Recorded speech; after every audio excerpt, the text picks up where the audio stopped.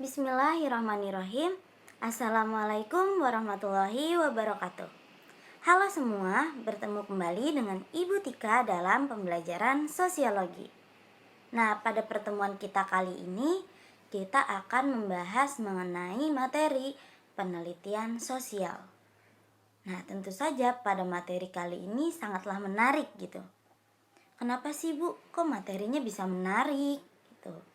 Nah, karena pada materi kita kali ini, kita tidak hanya menjadi bahan untuk kita pelajari. Jadi materi ini tidak hanya menjadi bahan untuk kita pelajari saja, namun dapat pula kita praktikan gitu. Maksudnya dipraktikan seperti apa sih Bu? Nah, yaitu kita dapat meneliti langsung atau terjun langsung ke masyarakat gitu.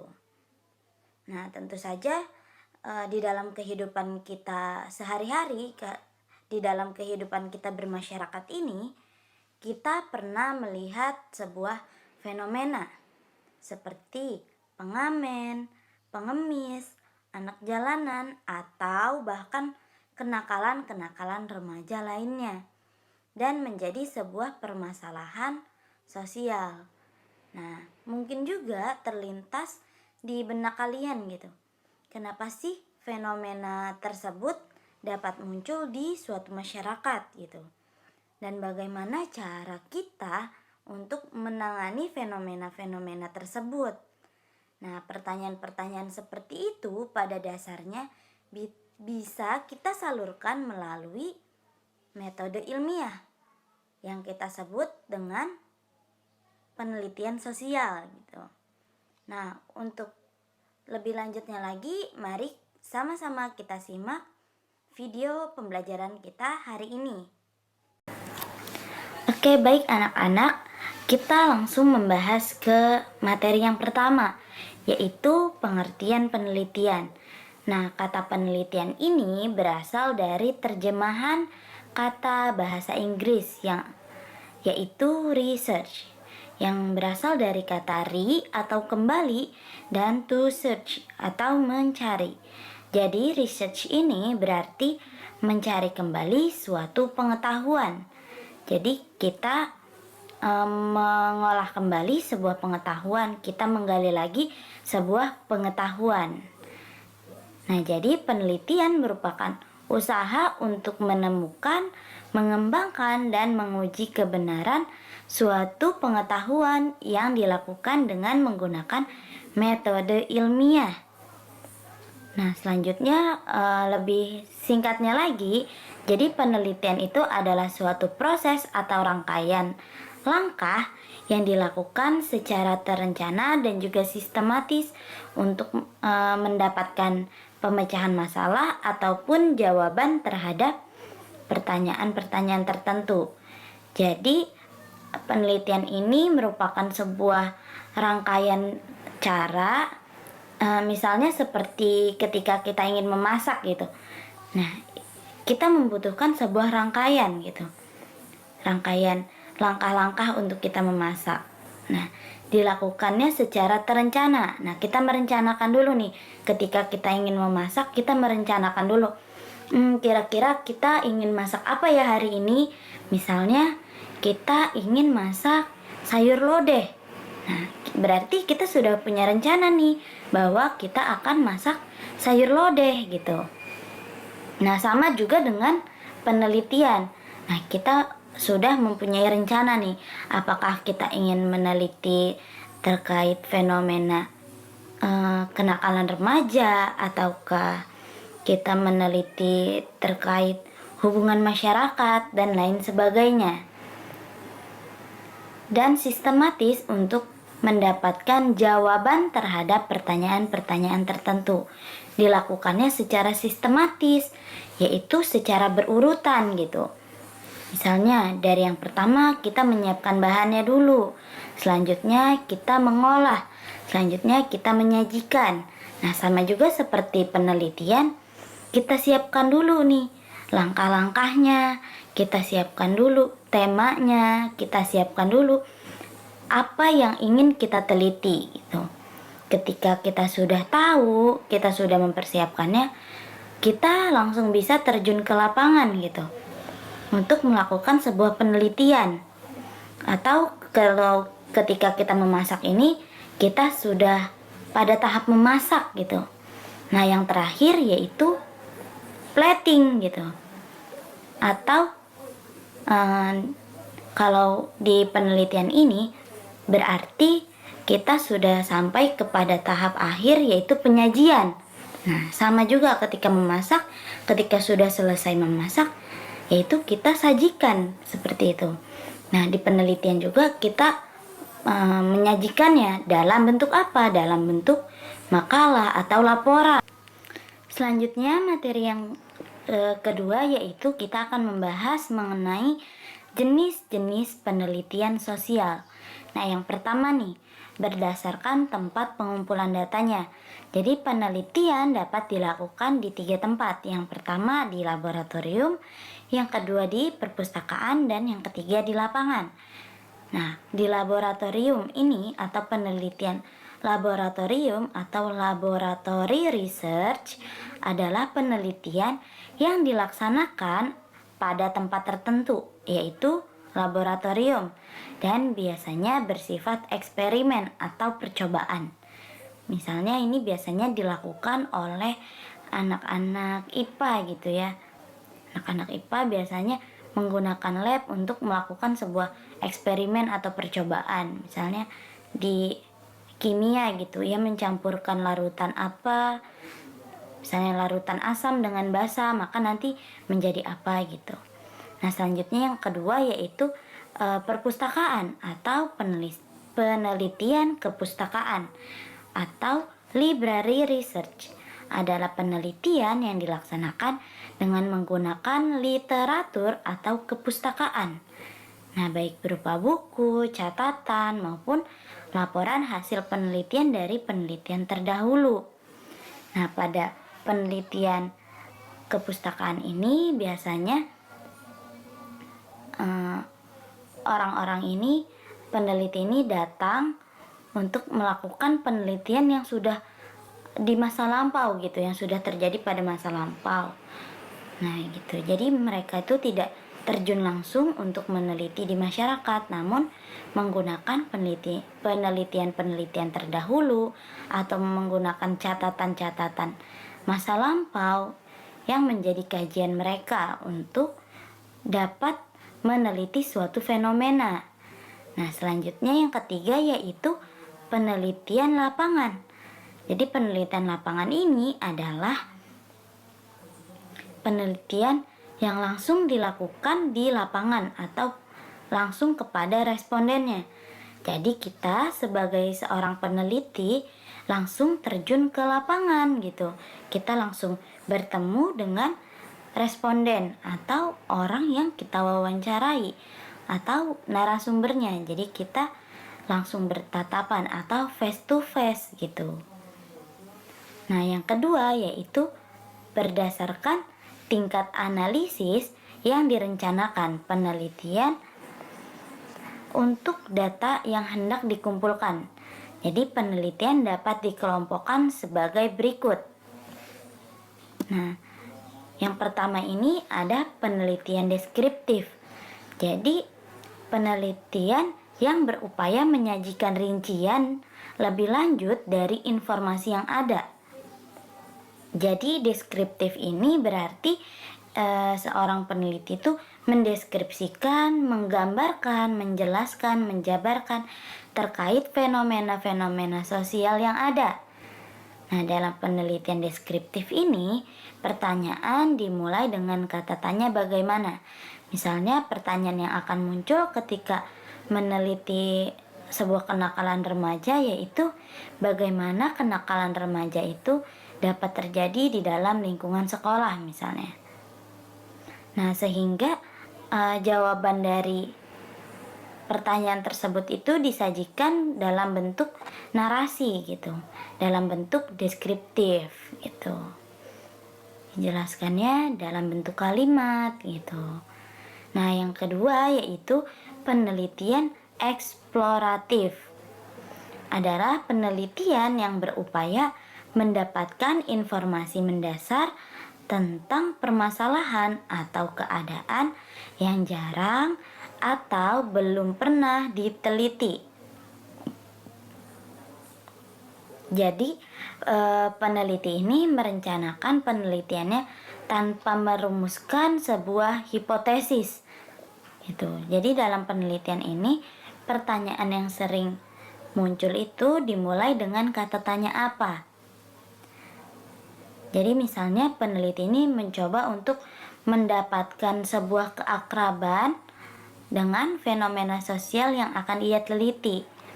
Misalnya, ia akan meneliti di sebuah masyarakat. Nah, si peneliti ini akan terjun langsung ke masyarakat tersebut. Dia akan membangun sebuah chemistry di dalam masyarakatnya. Nah, sehingga dia akan akrab nih, dia akan ikut merasakan apa yang masyarakat itu rasakan gitu. Sehingga hasilnya nanti peneliti ini tahu gitu apa yang benar-benar terjadi di lapangan. Nah, pertanyaannya misalnya ketika kita meneliti terkait etos kerja pada masyarakat Baduy di Provinsi Banten, pertanyaan yang akan muncul yaitu apa arti etos kerja bagi masyarakat Baduy? Atau misalnya apa yang masyarakat Baduy lakukan dalam meningkatkan etos kerja. Oke, kita akan membahas mengenai penelitian prediksi.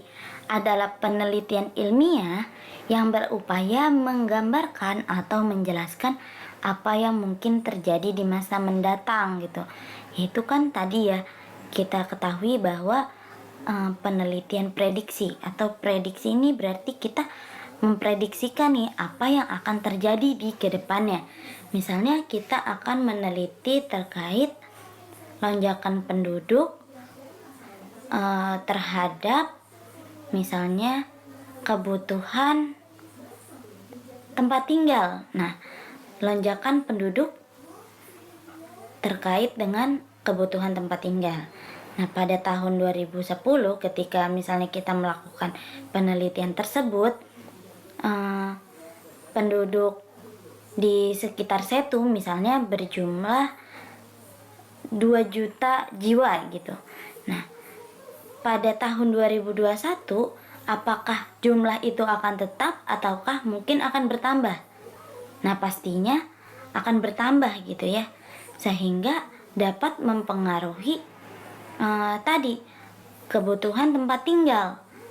Nah, kita lihat mungkin pada tahun 2010 pemukiman ini masih jarang adanya perumahan atau masih banyak lahan-lahan kosong. Nah, seiring berjalannya waktu dengan adanya lonjakan penduduk gitu, angka kelahiran, sehingga dibangunlah sebuah perumahan-perumahan gitu. Jadi kita menganalisis nih ke depannya ini akan terjadi seperti apa gitu. Kita memprediksi gitu. Ketika angka kelahiran bayi pada tahun 2010 ini mencapai 1 juta jiwa per tahunnya. Nah, ketika 2021 otomatis angka itu akan terus melonjak gitu kan. Nah, yang tadinya anak ini masih bayi pasti kan akan terus tumbuh. Begitu pula dengan yang lainnya akan terus tumbuh sehingga kebutuhan untuk mempunyai tempat tinggal itu juga pasti akan meningkat sehingga dibangunlah sebuah perumahan seperti itu.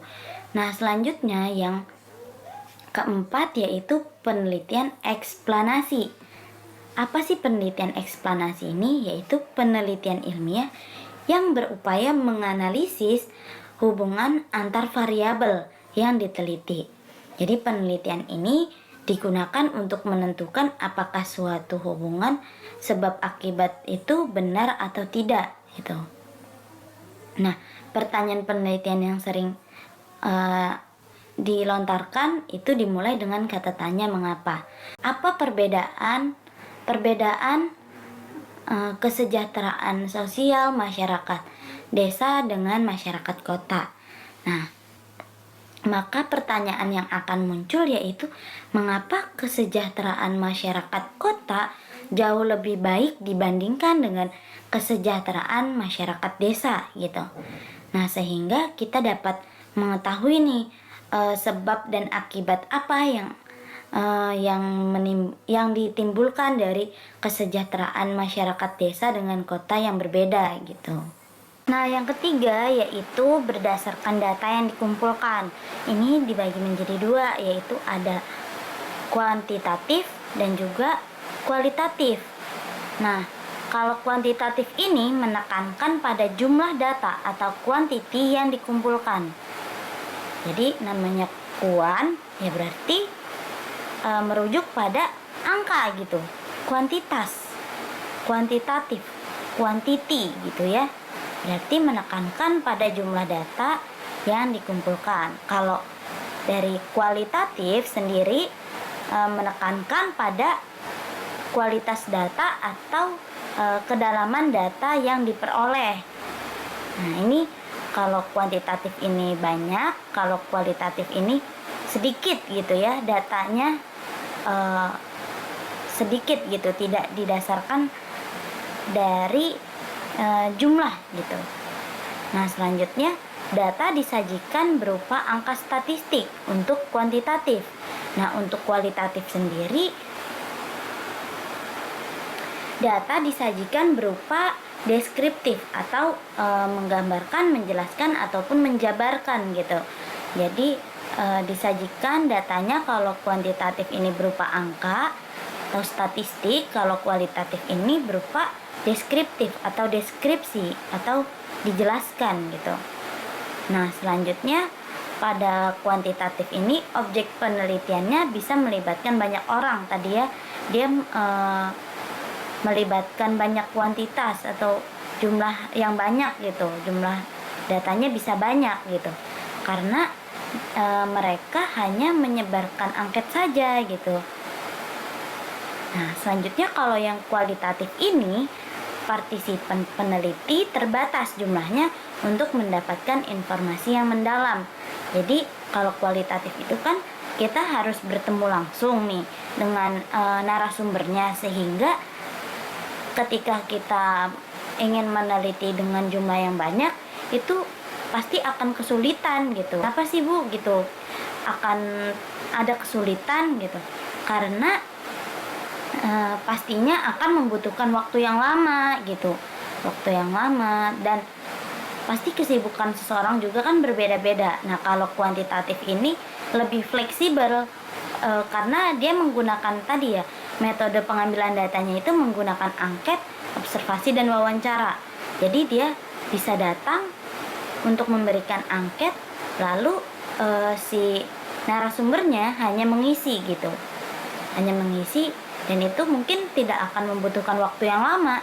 Nah, berbeda dengan kualitatif. Kalau kualitatif ini menekankan pada observasi dan wawancara. Jadi kita harus mengobservasi langsung, terjun langsung ke lapangan, dan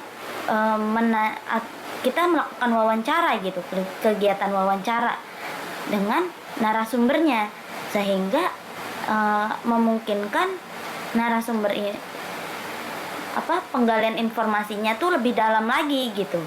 Jadi kalau di kualitatif ini kita bisa mengeksplor pertanyaan-pertanyaan. Nah, kalau di kuantitatif ini hanya sebatas pada angket yang sudah ada gitu. Nah, desainnya itu kalau yang si kuantitatif itu lebih spesifik, jelas, dan terinci. Terus ditentukan sejak awal dan menjadi pegangan setiap langkah. Nah, kalau metode yang kualitatif ini bersifat umum, fleksibel, berkembang, dan muncul dalam proses penelitian gitu. Desainnya itu umum ya, kalau yang kualitatif itu lebih luas gitu, bisa kemana saja gitu. Nah, kalau yang kuantitatif ini lebih spesifik, lebih rinci, lebih jelas gitu. Nah, selanjutnya yang keempat yaitu berdasarkan metode penelitiannya. Yang pertama, penelitian historik. Nah, jadi fokus kajian pada penelitian ini yaitu meneliti peristiwa pada masa lampau. Jadi melalui catatan observasi. Jadi penelitian historik ini kita itu sebagai seorang peneliti itu meneliti sebuah peristiwa yang sudah terlewati gitu pada masa lampau melalui catatan observasi. Jadi kita tidak bisa nih meneliti secara langsung karena peristiwa yang terjadi itu sudah dilalui gitu, sudah terjadi pada masa lampau. Misalnya ketika kita ingin meneliti terkait kemerdekaan Republik Indonesia pada 17 Agustus 1945. Nah, kita kan tidak dapat mengobservasinya secara langsung gitu. Karena pada saat itu kita pun belum lahir gitu. Sehingga kita dapat meneliti hal tersebut melalui catatan-catatan sejarah. Nah, dengan demikian kita dapat melakukan penelitian dengan metode library research atau kajian kepustakaan gitu. Kita mencari data-datanya melalui perpustakaan atau melalui penelitian yang telah lampau gitu, yang sudah ada. Nah, yang kedua yaitu ada penelitian survei. Jadi penelitian untuk memperoleh informasi dari berbagai kelompok atau orang dengan cara menyebar kuesioner atau angket. Nah, jadi si penelitian survei ini masuk juga nih ke dalam penelitian kuantitatif, yaitu tadi kan dengan cara penyebaran kuesioner atau angket gitu ya. Karena nantinya akan diolah dengan menggunakan rumus-rumus statistika dan hasilnya bukan berupa narasi gitu, melainkan dengan angka. Nah, responden atau narasumbernya sendiri jauh lebih banyak dan lebih luas lagi gitu. Nah, selanjutnya yang ketiga ada penelitian eksperimen. Jadi seorang peneliti ini merekayasa atau mengontrol situasi alamiah menjadi situasi buatan sesuai dengan tujuan penelitian, atau dapat kita beri kesimpulan dengan uji coba untuk mengetahui sebab dan akibat dari suatu fenomena sosial gitu. Uji cobanya misalnya kalau dalam pendidikan gitu ya, misalnya dengan penelitian tindakan kelas. Nah, pada kelas 10 IPS 1 misalnya ibu menggunakan metode ceramah gitu. Nah, pada kelas 10 IPS 3 ibu menggunakan metode misalnya diskusi tanya jawab. Nah, kita akan melihat nih mana yang lebih paham gitu. Siswa mana nih yang lebih paham, apakah siswa 10 IPS 1 ataukah 10 IPS 2 ataukah 10 IPS 3 gitu. Nah, jadi ini melakukan eksperimen itu sama juga dengan penelitian tindakan kelas gitu.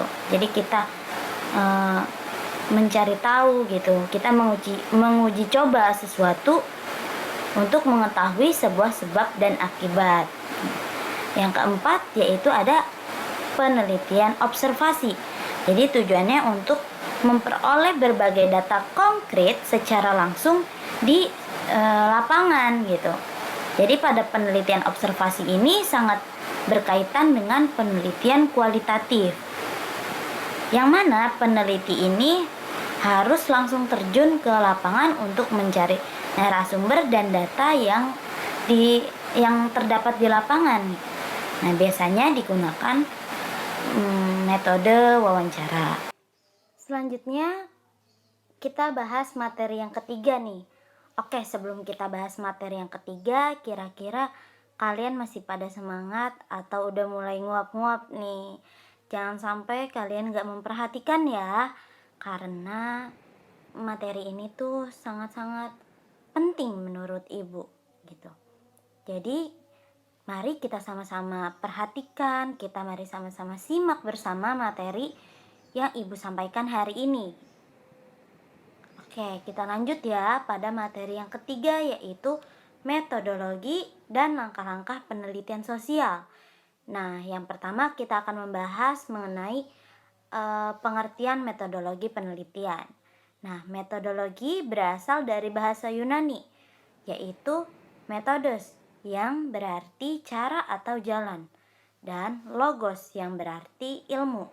Jadi metodologi penelitian adalah ilmu yang membicarakan tata cara atau jalan sehubungan dengan adanya suatu penelitian. Jadi metodologi penelitian adalah suatu upaya sistematis yang dilakukan oleh seorang peneliti untuk memecahkan masalah yang dihadapi atau fenomena yang tengah terjadi. Nah, metode penelitian ini secara ringkas dapat kita artikan sebagai gambaran secara komprehensif tentang langkah-langkah yang harus dilakukan untuk menjawab pertanyaan-pertanyaan penelitian. Yang kedua, kita akan membahas mengenai langkah-langkah dari penelitian sosial. Nah, yang pertama yaitu menentukan topik penelitian. Topik atau permasalahan yang akan kita teliti. Jadi topik dapat diambil dari berbagai sumber yang ada dalam kehidupan sehari-hari. Misalnya seperti apa? Misalnya pendidikan, masalah-masalah pendidikan, terus masalah-masalah ekonomi, masalah-masalah sosial, dan lain sebagainya.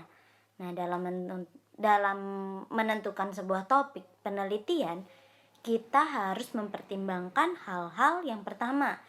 Topik harus menarik dan perlu diteliti. Jadi, sebuah permasalahan ini haruslah menarik dan perlu diteliti. Jadi, jangan sampai kita meneliti sebuah permasalahan yang sudah menemukan jawabannya, sehingga penelitian kita akan terasa sia-sia gitu, karena penelitian tersebut sudah terungkap nih jawabannya seperti apa gitu. Nah, misalnya kita harus cari nih topik-topik yang menarik nih.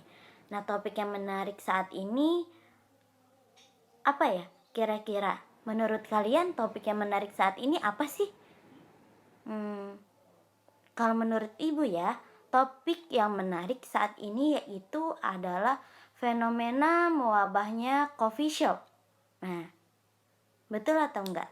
Pasti di antara kalian ada yang pernah dong nongkrong nih ke Starbucks, ke Janji Jiwa, ke Kopi Lain Hati, ataupun yang di Setu nih misalnya. Ada tuh yang namanya Enigma atau Arah Cafe. Pasti nih di antara kalian ada yang pernah nongkrong kan di situ. Jujur deh, ya kan? Ya, Ibu juga termasuk pernah gitu. Nah, jadi fenomena coffee shop ini menurut Ibu adalah sesuatu yang menarik gitu, karena fenomena tersebut tuh lagi happening gitu sekarang, lagi membooming, benar-benar lagi digencar-gencarkan gitu. Jadi setiap sudut daerah tuh pasti ada yang namanya coffee shop gitu. Nah, coffee shop di sini tuh bukan yang kopi di pinggir jalan gitu, bukan kopi yang tempat bapak-bapak main gaple ataupun tempat bapak-bapak atau supir angkot ngopi, bukan. Ini tempat tongkrongan biasanya ya, tempat tongkrongan anak-anak muda nih, seperti kalian. Nah, yang kedua yaitu tersedia data yang cukup. Jadi, ketika kita ingin melakukan sebuah penelitian, kita juga harus melihat nih, kira-kira ketersediaan datanya apakah sudah memenuhi atau belum gitu. Jangan sampai ketika kita ingin melakukan sebuah penelitian, kita belum menemukan narasumber. Kita belum bisa menentukan siapa narasumbernya. Jangan sampai kita juga belum menemukan topiknya gitu. Dan juga jangan sampai kita tidak memperoleh data-data atau kajian-kajian teori yang mendukung penelitian kita. Jadi kita harus mencari dulu nih ketersediaan datanya, apakah sudah cukup ataukah belum gitu. Nah, selanjutnya yang ketiga yaitu topik merupakan hal yang baru. Jadi ketika kita ingin melakukan sebuah penelitian, diharapkan topik yang kita angkat atau permasalahan yang kita angkat merupakan sesuatu hal yang baru. Jangan sampai kita menjiplak dari milik orang lain gitu. em, antara variabelnya ataukah antara judulnya dan lain sebagainya tuh kita harus benar-benar bisa mengeksplor sendiri. Nah, selanjutnya yang keempat yaitu memiliki manfaat. Jadi, setiap penelitian itu tentu saja harus memiliki manfaat. Nah, yang kelima atau yang terakhir ini dapat dilakukan oleh peneliti. Jadi kita yakini dulu nih bahwa ketika kita mengambil sebuah permasalahan, apakah kita mampu untuk melakukan penelitian terkait masalah tersebut ataukah tidak gitu. Misalnya ada yang meneliti terkait pergaulan bebas atau seks bebas di kalangan remaja gitu. Nah, tapi kita sebagai peneliti tidak memahami gitu. Kita tidak memahami bagaimana bentuk-bentuk seks bebas, ataukah kita tidak tahu misalnya siapa yang harus kita tanya, kita tidak tahu siapa narasumbernya, kita tidak tahu apakah datanya lengkap atau tidak, maka kita tidak bisa melakukan sebuah penelitian gitu. Jadi kita harus benar-benar mengetahui dulu nih permasalahannya, kita tahu, data-datanya kita sudah kuasai sehingga kita dapat melakukan sebuah penelitian gitu. Nah, selanjutnya nih kita membahas yang kedua terkait dengan melaksanakan studi pendahuluan. Jadi studi pendahuluan itu sangat perlu nih dilakukan.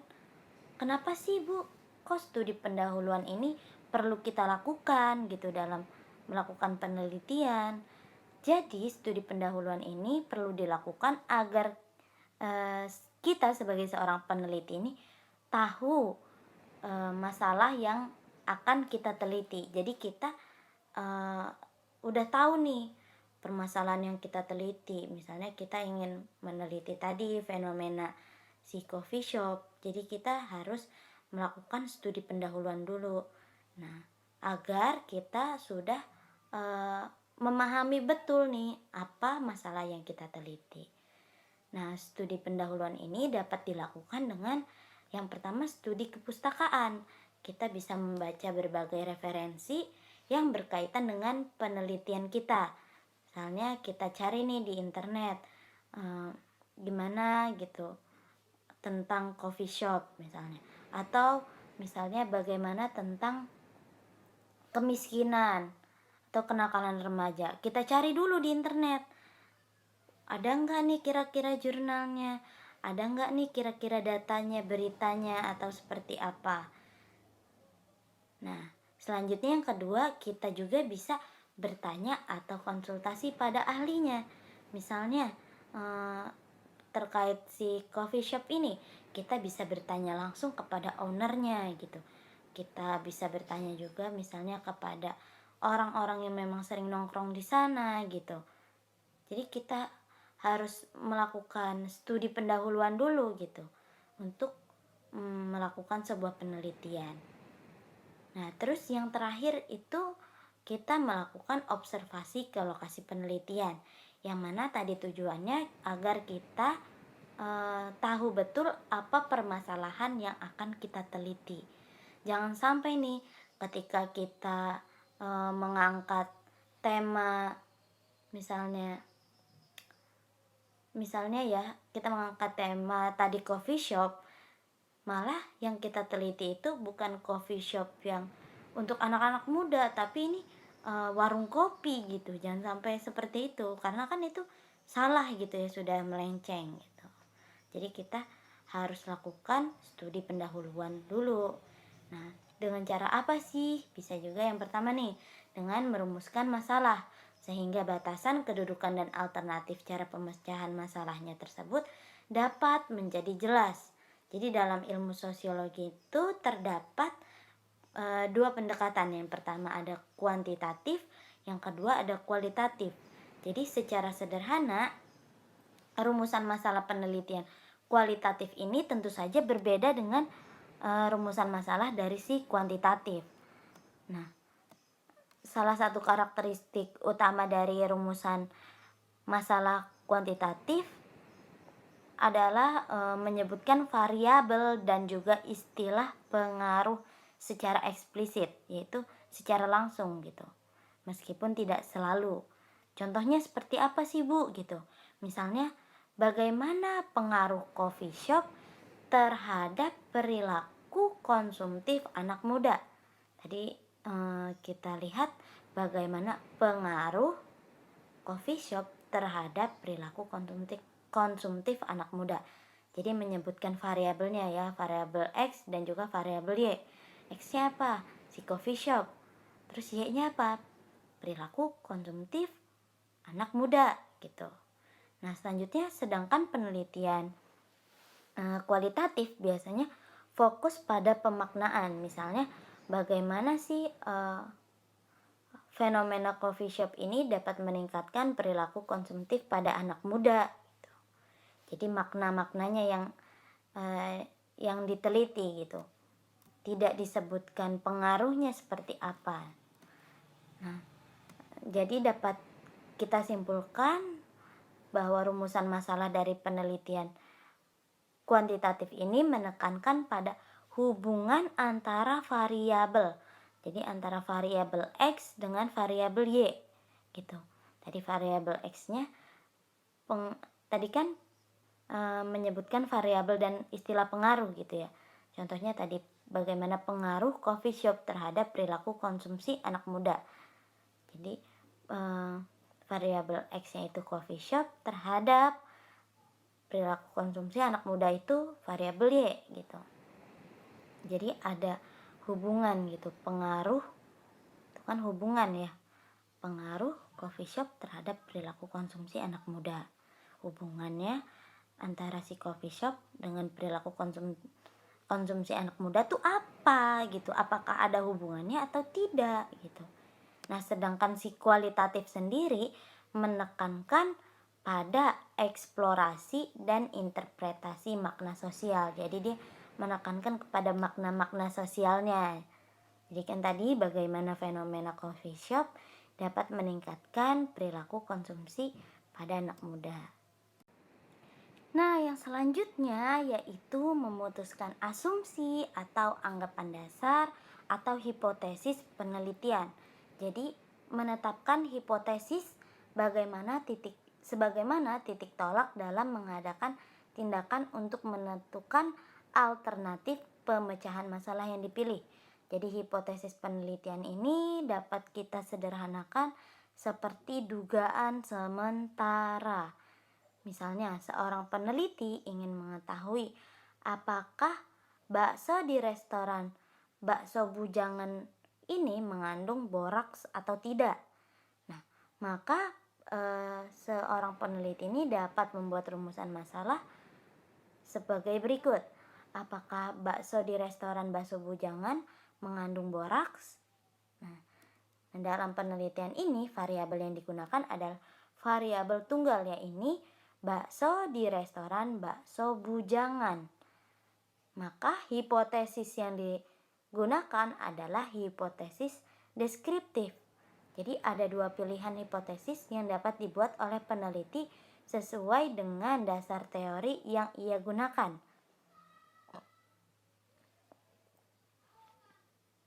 Tadi kan teorinya itu apakah bakso di restoran bakso bujangan mengandung boraks atau tidak. Jadi ada dua nih. Pada H0-nya atau hipotesis 0-nya bakso di restoran bakso bujangan mengandung boraks. Nah, pada hipotesis 1 atau H1-nya bakso di restoran bakso bujangan tidak mengandung boraks. Jadi ada dua jawaban, iya atau tidak gitu. Mencari dua jawaban hipotesis ini. Nah, selanjutnya yang ketiga, memilih metode pengumpulan data. Jadi metode pengumpulan data ini dikelompokkan menjadi dua, yaitu metode tes untuk mengukur keterampilan, pengetahuan, atau bakat yang dimiliki individu atau kelompok.